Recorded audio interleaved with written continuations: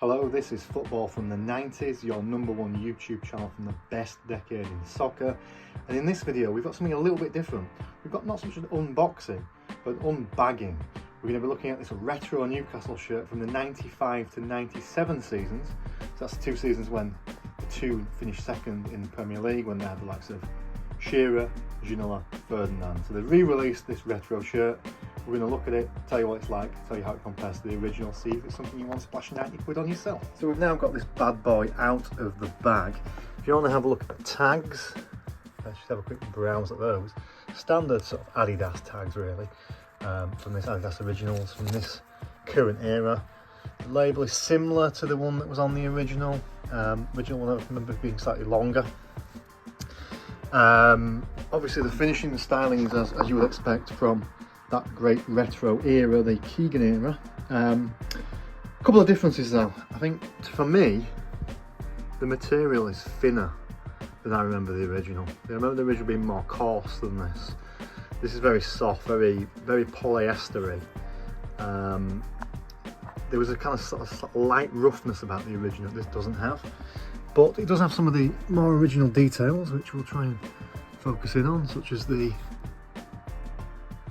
embossing on the collar or on the buttons. The collar itself again feels softer and smoother than the original. The original was a bit tougher than that, a bit more hard wearing. And in terms of the old Newcastle brown ale sponsor as well, again it's raised, it's embossed, it's not stick-on plastic like you would get with a modern shirt. It's a proper like beer mat type thing, but the original was like I don't know, it was softer than this that I remember.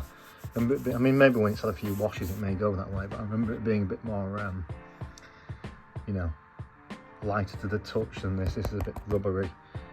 Down here you have this logo which was on the original, but again, it doesn't feel quite as thick and robust as the original.